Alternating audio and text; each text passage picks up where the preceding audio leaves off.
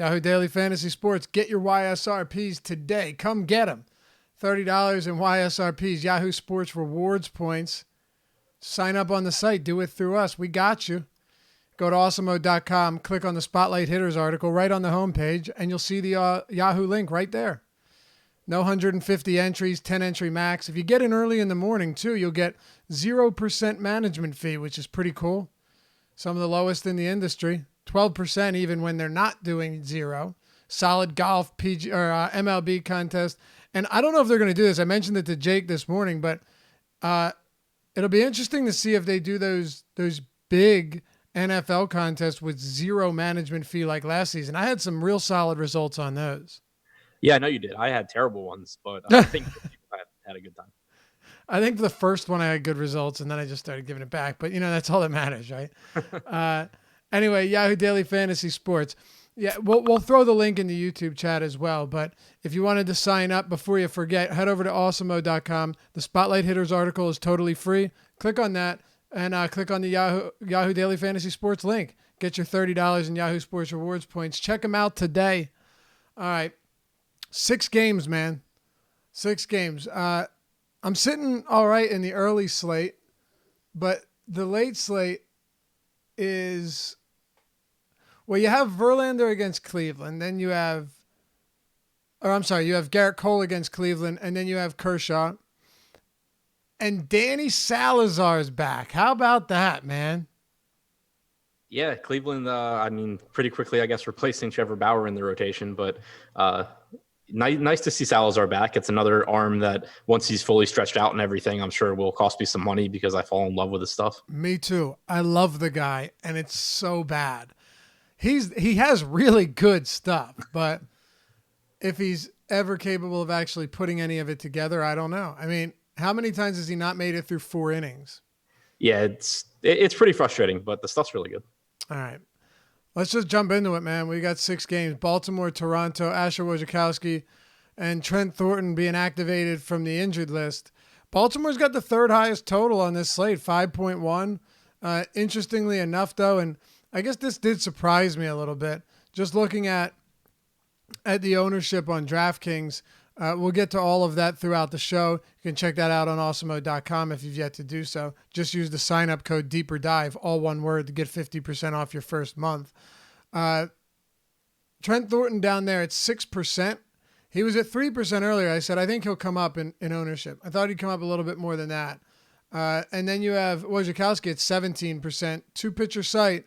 But let's start with pitching here. I know you wrote the deeper dive and had some opinions on at least one of these guys. What are you thinking? Yeah, I think pitching on this slate is pretty straightforward in general. I'm really interested in Wojciechowski here. I don't want to say that I'm completely sold on him being a totally different pitcher than we've seen in the past. He has limited time in the major leagues in 2015 and 2017 with pretty mediocre results. His minor league numbers have never been great either, but I think that you have to at least pay some attention to his results so far this year. Not his results as far as, runs allowed or anything like that, or even his strikeout percentage at 31%, but the amount of swinging strikes he's getting, the amount of chases on pitches out of the strike zone.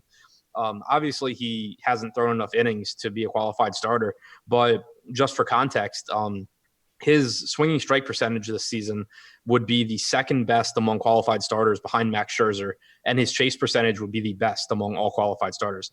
38.5% chase percentage, 16.3% swinging strike percentage, and he's made 5 starts, 1 relief appearance. Those starts were against Tampa, Toronto, Washington, Boston, and the Angels. Toronto and Tampa are both good swinging strike matchups, but the Nats ranked 28th, Boston ranks 22nd, and the Angels ranked 30th. And then in chase percentage, the Jays are 12th, the Red Sox are 13th, but the Nats are 26th, the Rays are 22nd, and the Angels are 30th. So really difficult matchups where he's still just going out there and getting all these swings and misses.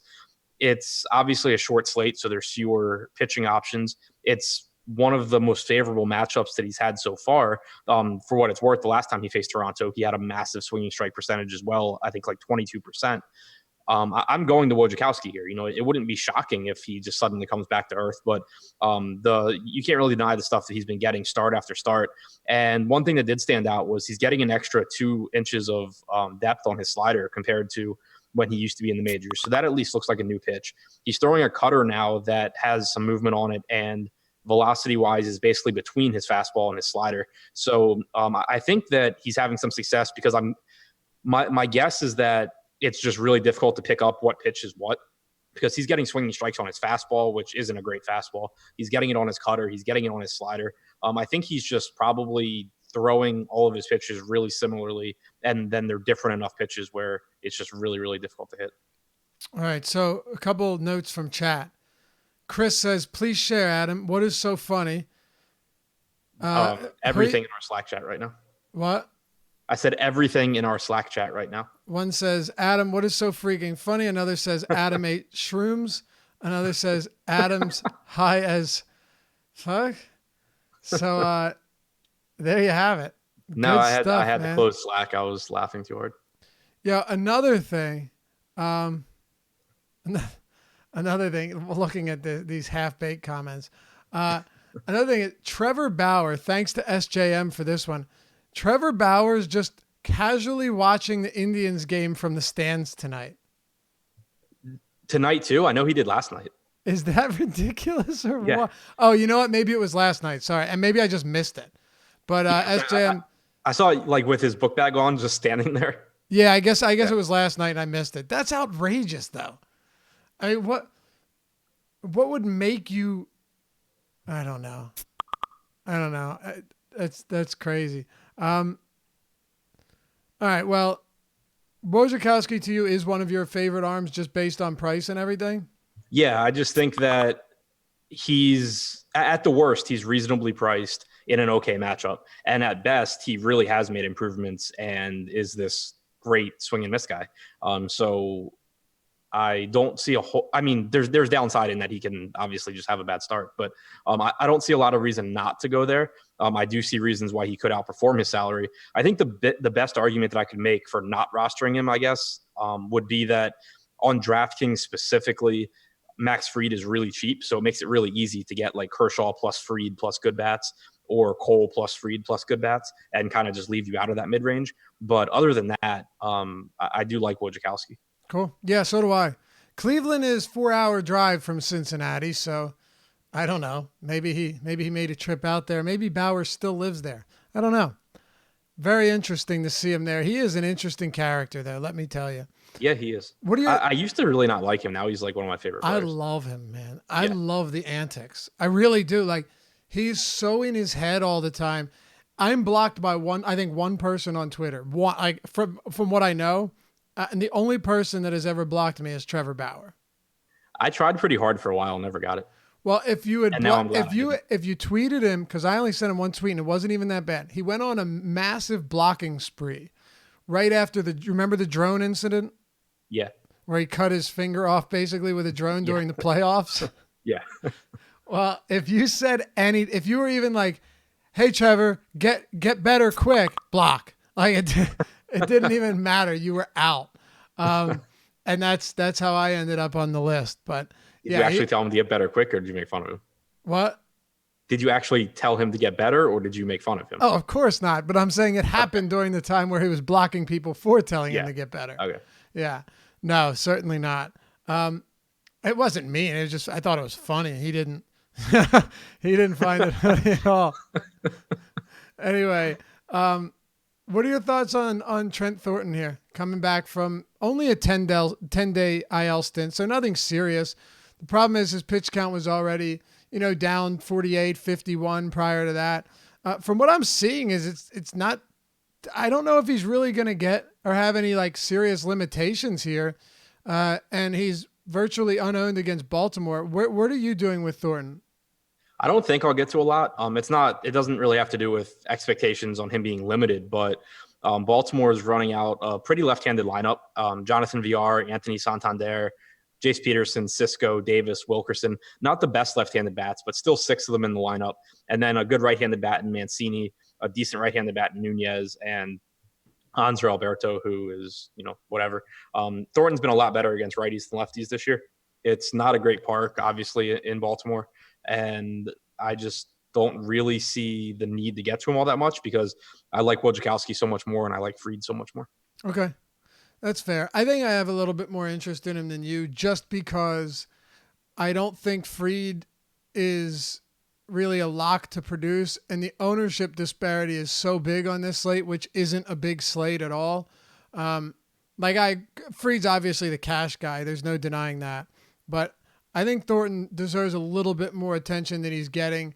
Obviously, what the lineup looks. So let me pull the lineup up. You got 1, 2, 3. The only thing that sucks is you only have 3 lefties in the lineup, or 3 righties in the lineup. Yeah. Yeah. And 2 of them are good, and one of them doesn't strike out a ton. Right. So that's the one downside. The upside is Baltimore Orioles just aren't very good themselves, and it's not unrealistic to think that Thornton could have a decent game at super low ownership. I mean, I agree with you as far as it's a 6-game slate. There's a huge ownership difference. Yeah, that's all it is. I agree with that. Yeah, I'm not enamored with him, but a matter of fact, the next game we'll talk about Boston and Tampa Bay in a second. Let's finish off Baltimore. Do you have any hitters from this game? Are you interested in the Orioles against Thornton? I'm interested. I'd be more interested if Thornton was getting ownership. I do think that Jonathan VR is a top second base or shortstop play, depending on what site you're on. Obviously, he's available on both on DraftKings. He's a shortstop on FanDuel. They're kind of an interesting stack since, there's only 12 offenses on the slate, and it's the Orioles, but they have a 5.1 implied run total, which is not bad. They're expensive, though, so I don't expect them to get tons of ownership. I don't really think people are going to pay up for all of VR, Mancini, Santander, and Nunez, and then another Oriole. So I think they'll be kind of contrarian, and Thornton has had some issues with left-handed power. So they're not a favorite stack, but I do think that they're viable here. I'd rather get to them than Toronto. But I do think that it's a really small sample size on Wojciechowski, obviously, but his numbers against lefties so far have been much, much worse than his numbers against righties. And he doesn't really throw a changeup that all that often. So it's reasonable to think that he would struggle with some lefties. So for that reason, I think that Smoke and Cavan Biggio really stand out from Toronto. Well, what about FanDuel? On FanDuel, Bo Bichette, it always sounds like Boba Fett, which is funny if you know what that. If you're familiar with the reference. No. Really? I don't think so. Boba Fett? I don't think so. Wow. Okay. Never seen Star Trek? No. I'm kidding. It's not from Star Trek. Okay. He's highest projected ownership on FanDuel. Then Grichuk is second. Then Biggio is fourth. Vlad is sixth.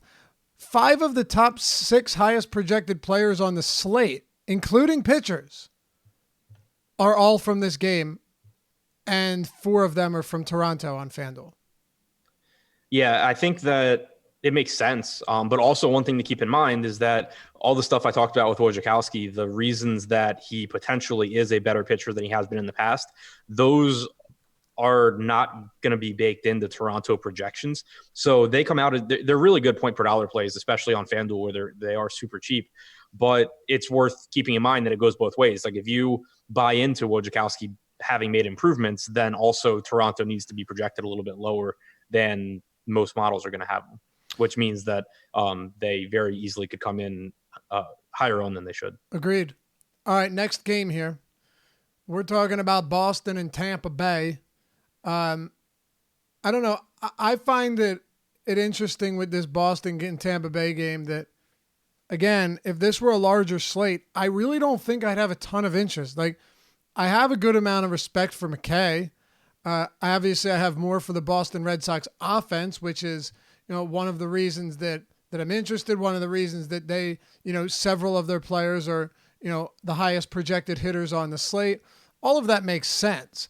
But even on the other side, like Andrew Cashner has been respectable this season. He's not good, but he's not terrible. And he's like, when it comes to suppressing power, he's really he's league average in that respect. He doesn't get a lot of strikeouts, but, Cashner hasn't been that bad. So this game obviously getting a lot of attention. And one of the reasons for that is it's a short slate where a lot of these teams don't have particularly high totals.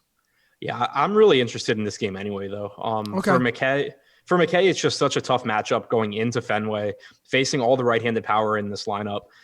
He he's put up good numbers in the minors. He's a top prospect, obviously, but it's not like he's been great in the majors in a limited sample. He hasn't been bad, but he hasn't been great. And just a really, really tough matchup here. Mookie, Bogarts, Martinez, all I think top plays at their positions. Devers, lefty, but just a really good hitter overall. But then you get some value too with like Sam Travis. Michael Travis is reasonably priced as well. So I think it's still a pretty good spot for Boston. And then on the other side, it's a huge park upgrade for Tampa Bay. Cashner doesn't miss any bats. I think Tommy Pham being back in the lineup is pretty nice for Tampa. I wish that Garcia was in there as well. But now you have two cheap right-handed power bats, and Cashner has really struggled with right-handed power this year. You have Jesus Aguilar at 3,500 on DraftKings at first base. Mike Zunino is, I think, a great catcher option, especially in tournaments because he has tons of power. He also has a huge issue with strikeouts, but Cashner doesn't strike out a lot of guys. The park upgrade, as I mentioned, he's batting eighth, so maybe won't get that much ownership. But I think that both of those guys stand out as tournament plays. Okay. Yeah, I think they do too.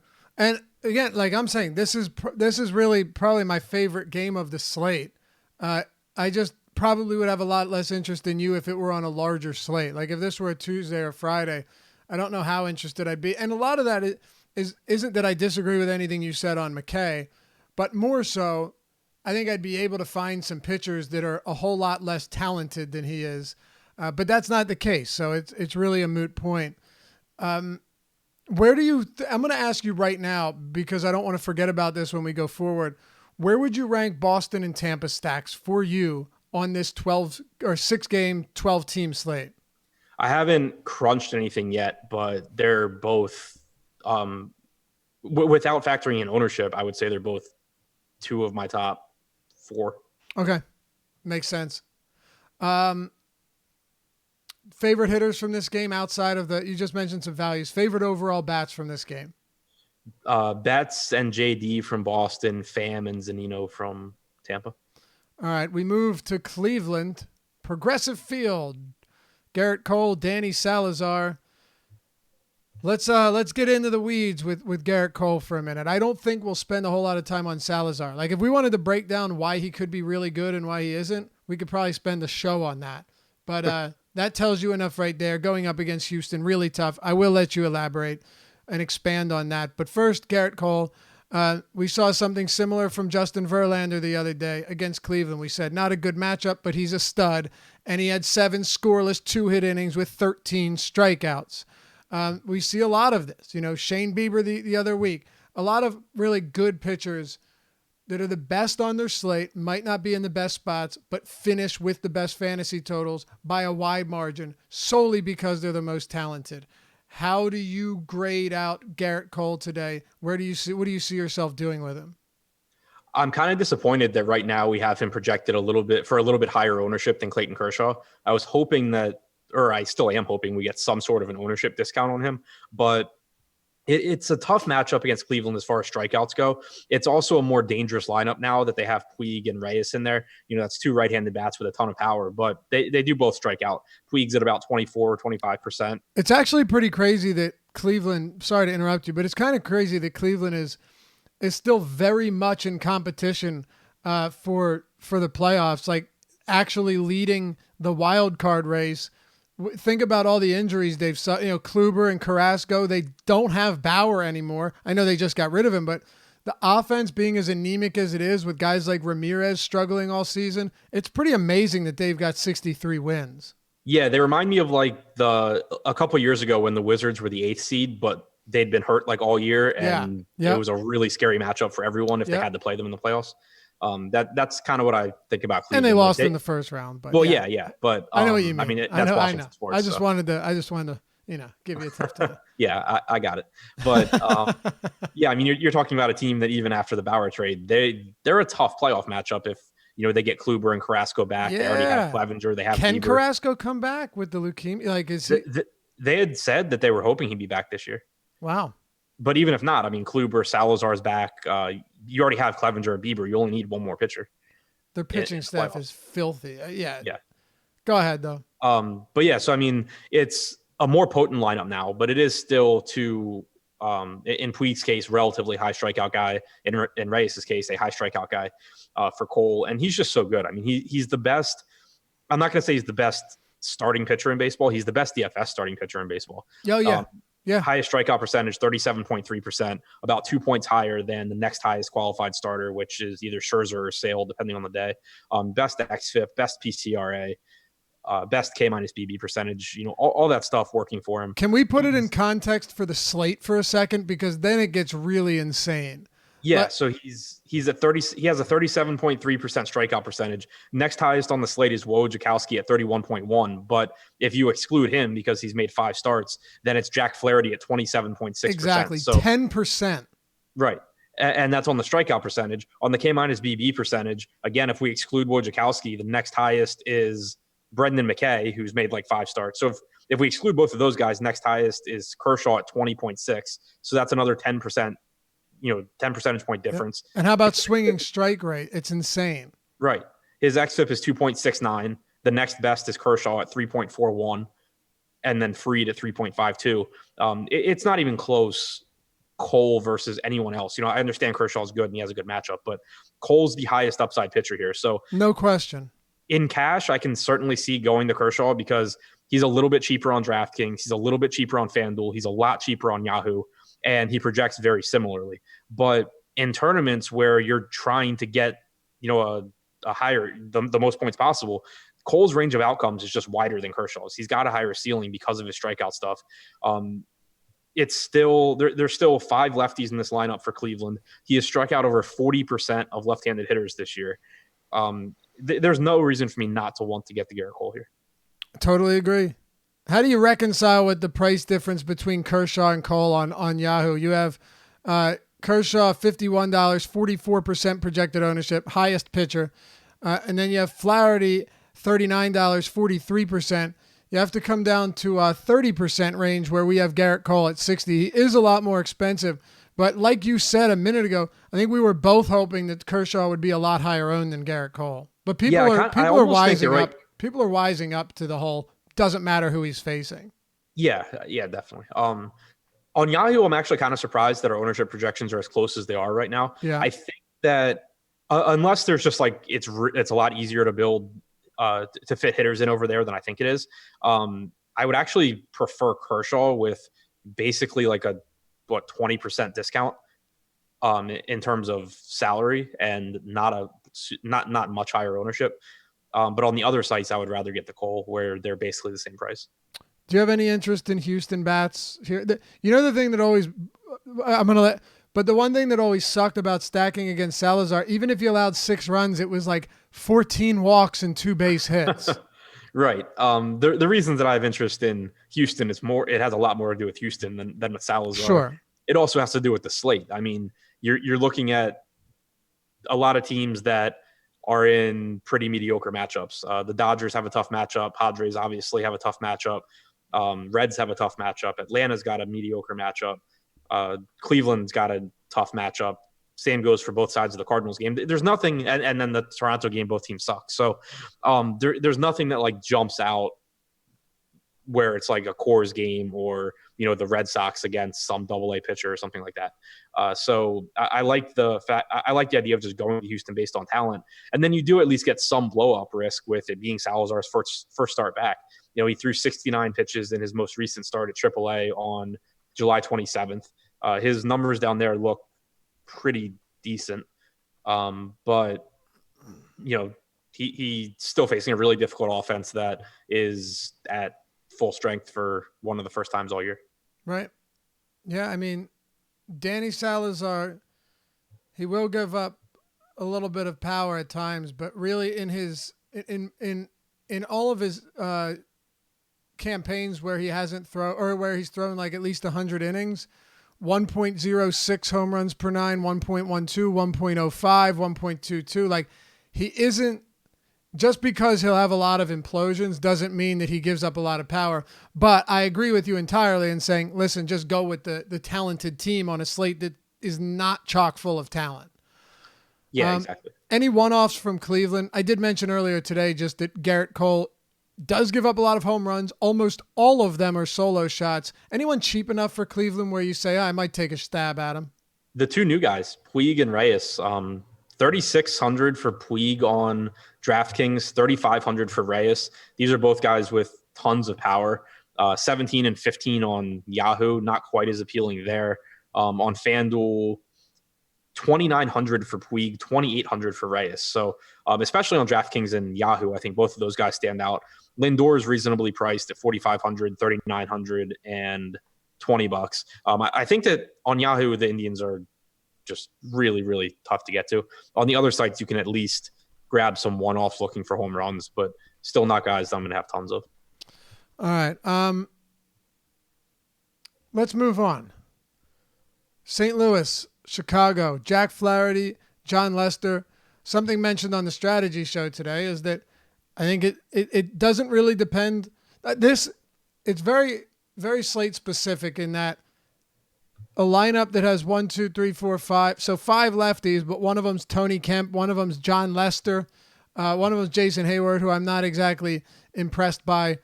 No, like depending on this Cubs lineup, I could have had a lot less interest in Jack Flaherty, but this one, yeah, the righties are absolutely good, and you have Castellanos in there, but I think it's kind of one of these things where you just have to get some Jack Flaherty into lineups because he's one of the best pitchers going on this slate that isn't loaded with pitchers. But at the same time, you have Kershaw, Cole, Wojciechowski. I mentioned Thornton, but obviously he's risky. And you have Max Fried. So how do you rank somebody like Jack Flaherty today in that kind of no man's land price tier? Yeah, when I wrote the deep dive article today, I kind of stared at him like, do I need to put him in here? And then I decided to go ahead and do it. I do that all the time. Right. I went ahead and did it because there was nobody. I like him more than Lester. I like him more than the guys around him. There's a drop from him to Wojciechowski in terms of salary. There's obviously a increase from him to Kershaw and Cole. So I went ahead and put him in there. He's projected for 25% ownership on DraftKings right now. He's projected probably for decent ownership on FanDuel. I'm pulling. Third highest pitcher on FanDuel at 14. And then on Yahoo, I think he's got the most favorable price tag at $39. He's projected for 43% ownership. So he's going to get some ownership. And I said the exact same things that you said. When I wrote it, it was still looking at the projected lineup, but it came out the way I expected. There's 4 righties in the lineup, but they are all in the top 6. And so you're getting a couple of extra at-bats against right-handed hitters. He has a 32+% strikeout percentage against righties. He's allowed virtually no power, no production to them. So that's really appealing.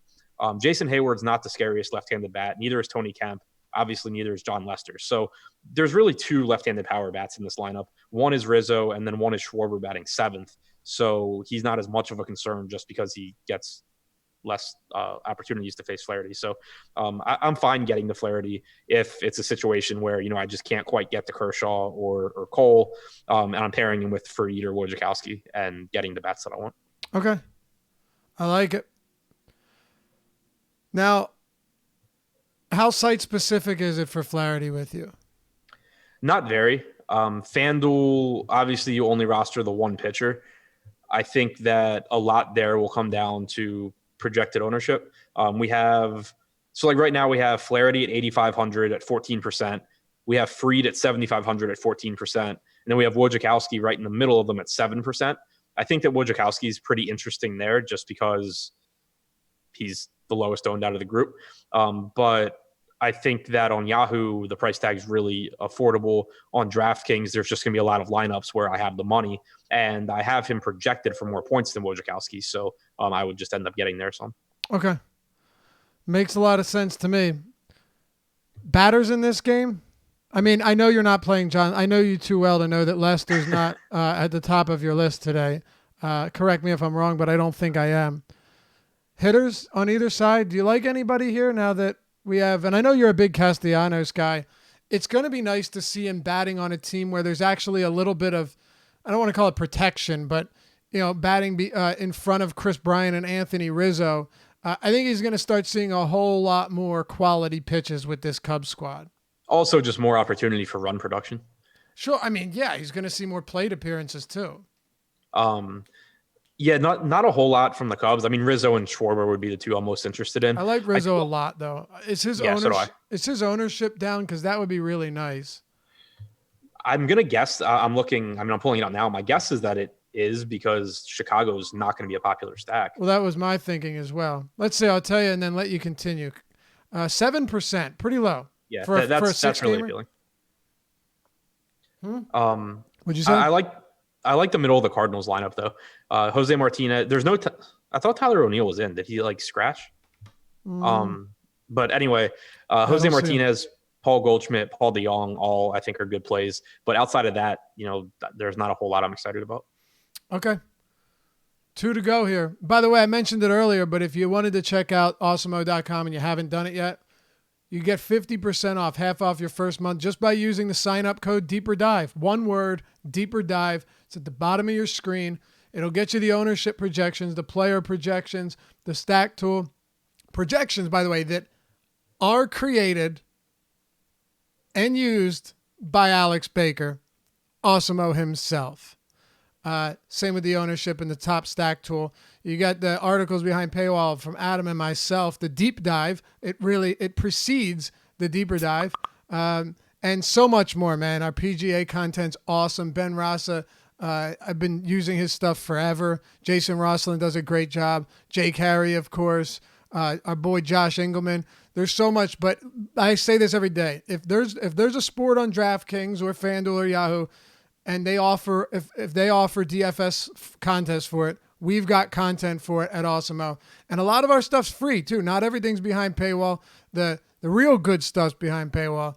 But check out the seasonal NFL content. We've had a lot of fun producing that. If you're getting ready for drafts, look no further than awesemo.com and all of our free baseball content as well. Use the sign-up code Deeper Dive, one word, when you sign up. And remember to hop in that premium Slack chat and say what's up when you do. All right, 2 to go, Adam. Atlanta, Cincinnati, Anthony DeSclafani, Max Fried. DeSclafani's certainly night and day against lefties and righties. And, even recently, he's been a much better pitcher. Not someone that's going to go deep into games. I mean, he hasn't gone past 6 innings since what? I don't know if he's done it all season. But he has been better. Now, this is a difficult matchup for sure. But you've got Albies batting second. I love that. Freeman, McCann batting fifth. Inciarte batting seventh. By the way, and Camargo, someone had tweeted me and said, Laffy's checked out for the season when he says Nick Markakis is going to be in the lineup. Nah, dude. I was missing Inciarte and I said Markakis instead of him. Just slipped my mind, fella. But yeah, you've got a team that has 5 lefties in it, Adam, and I'm not counting Max Fried. But yeah, the only righties are Acuna, Donaldson, and Duvall. I like Atlanta here. I have enough respect for DeSclafani to where I can say he's not as bad as I initially thought he was, but the Braves are just so much better than he is. Yeah, and he's been legitimately bad against lefties for a while. Oh, horrible, yeah. Season, and it's carried over. So I do think that just the lineup that Atlanta's running out there, you get a top second base option in Albies, you get a top catcher option in Brian McCann, you get a top first base option in Freddie Freeman, you get really good right-handed hitters in Acuna and Donaldson, and then you get some filler, some cheap filler with Duvall and Ciarte and Camargo. So it makes it so there's a lot of good ways to stack Atlanta, whether you're looking to save a little bit of money with the bottom of the order, whether you're just looking to get all the best hitters in there. It's still not super expensive. And they have enough good left-handed bats against DeSclafani that it's favorable. So I do like Atlanta a lot. There are weather concerns in this game. I think it's the only game on the slate that really has any, and it has the potential to really be a pain because of how good of a play Max Fried is, particularly on DraftKings. But pop-up storms all around the stadium, nothing you really can do, I don't think, to predict where they're going to pop up. But there's certainly delay risk in this game. Okay. Yeah, I think there is too. So Atlanta has the 5th highest top stack probability on DraftKings and the second highest ownership. Ownership and top stack potential are basically identical. I still like them here. I mean, there's only so much that I can try and get away from certain guys and certain players or teams on a 6-game slate. But yeah, I just throwing that out there. As far as ownership goes, and, just being a good team with one of the higher top stack potentials on the night. You already mentioned them, right? Houston, 12.9%, only 7% ownership.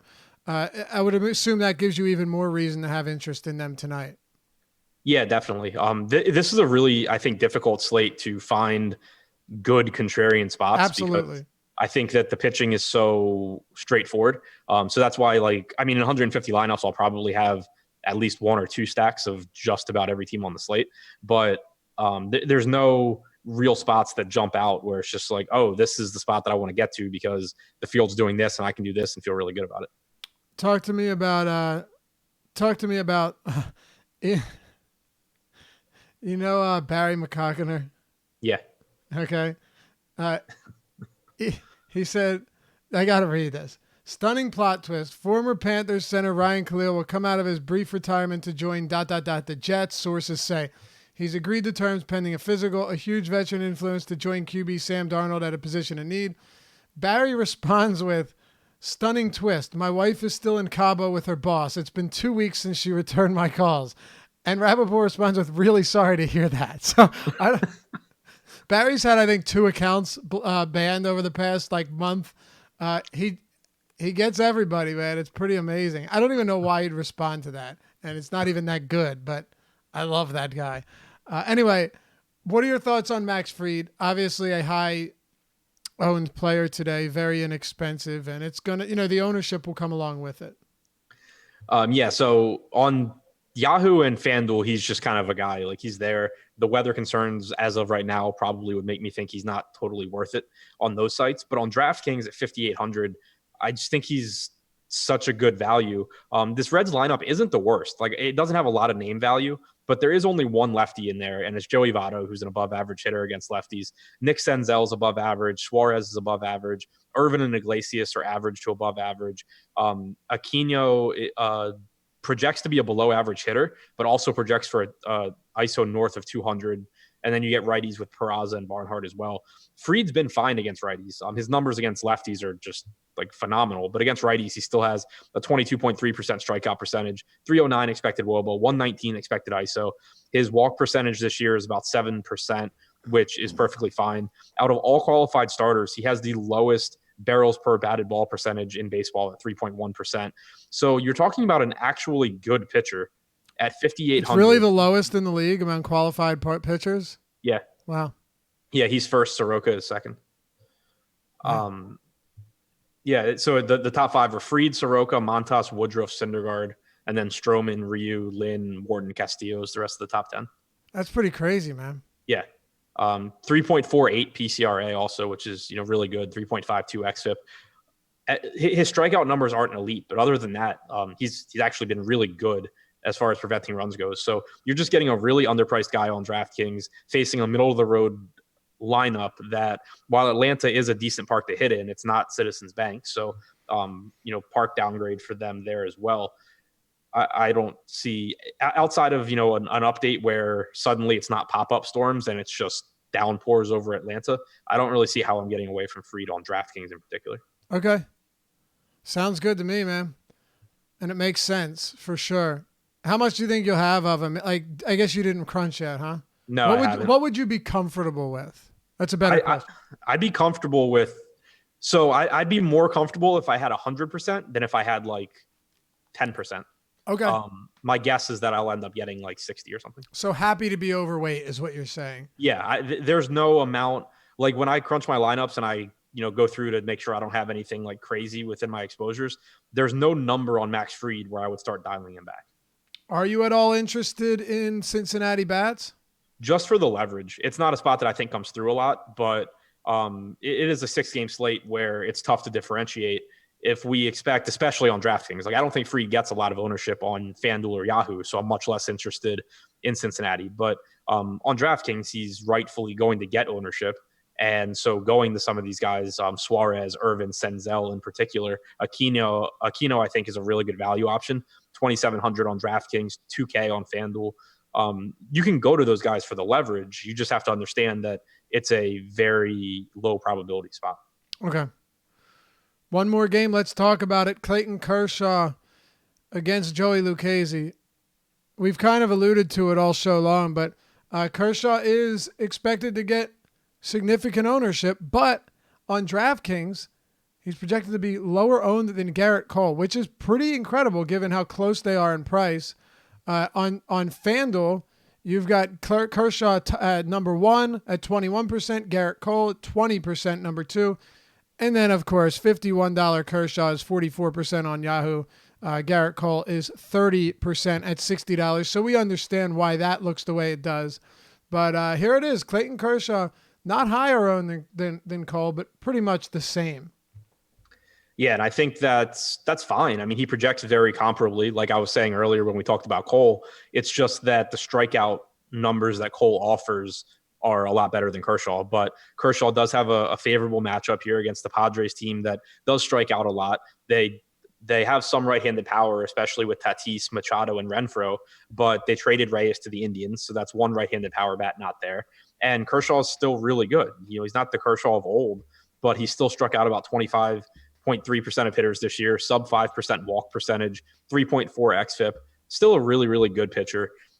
Still am happy with whatever Kershaw I get to. I just expect that with the way I make lineups and the way I prioritize strikeouts, that in tournaments I'll give the edge to Cole as long as they are projected for similar ownership. Okay. Yeah, that makes sense to me. Any thoughts on this matchup for Joey Lucchese? I think it's a pretty tough one. I do too. Like he's a decent pitcher and the price tag's fair, but it's not, I don't know, like I would just rather go to Wojciechowski. I'd rather go to Flaherty. I'd rather go to Fried. I don't see me getting to a lot of Lucchese. The top stack tool right now does have the Dodgers coming in projected for a little bit, too high of ownership. But outside of that, like you can get to the Dodgers because they're so good. But since we do have them projected for ownership right now, I would rather go to a team like Atlanta or Houston. Okay. Yeah, I don't have any issues with that. What about bats? You just mentioned like Dodgers. Anything for San Diego? They do have a lot of power from the right side. Anybody cheap that stands out to you that you want to talk about? Any specific hitters from either side? I think Machado is a good value option, especially on sites where he has shortstop eligibility, which I know is DraftKings, I think is FanDuel, and no, he's a third baseman on FanDuel now. So not so much on FanDuel. On Yahoo, he is also a third baseman. So I guess DraftKings specifically, 3,900 with shortstop and third base eligibility. Shortstop's not the best position tonight, especially if you roster Bregman at third and VR at second. It really thins out. So Machado is an okay play. All right. Oh, and AJ Pollock really stands out, 3,600 on DraftKings. Yeah. Will Smith also 3,600 on DraftKings. Talk to me about your favorite stacks for this slate. Yeah, I mean, it's Houston and Boston just because of, how good those teams are. They're in difficult but not, ace-type matchups.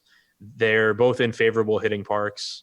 They're both, I think, will have relatively low ownership as far as the full stack goes. They both jump out on the top stack tool, and it makes sense to me because when you look at Boston, it's a really expensive team to get to. When you look at Houston, they're pretty expensive as well. And they only have a 5 implied run total, so they're behind like four or five teams on the slate. So those two really stand out just because I don't think there's any spot that jumps off the page. So I like just going to low-owned talent. All right, and how about Atlanta? Yeah, they would, I guess, be my third probably. Okay, sounds good. I guess we can head out of here. It's a little bit early, but that's because we only have 6 games to discuss. Before we do, hit us with a thumbs up if you like the show. It helps us out a lot. We really appreciate it. It helps us support the site and the channel here. Like the video, subscribe, and hit the notification bell so you always know when we're dropping new content next. Any other thoughts on this slate? 6 games. We've talked about Wojciechowski, talked about a lot of Fried ownership, talked about Houston being that lower owned stack that you like on a pretty abbreviated set of games. Anything else here? No, I think it's just a slate where in tournaments you shouldn't be too scared to kind of get off the beaten path just because I think there's a lot of straightforward plays on the slate. So you're probably going to get pretty congregated ownership on, 3 or 4 different like stacks and pitchers. All right. Well, that'll do it for us. Good luck tonight. Adam and I will see you back here tomorrow, same time on the Deeper Dive. Stick around. Jake and Spags are coming up next on Live Before Lock, taking you till 7:05 Eastern Time. Good luck tonight.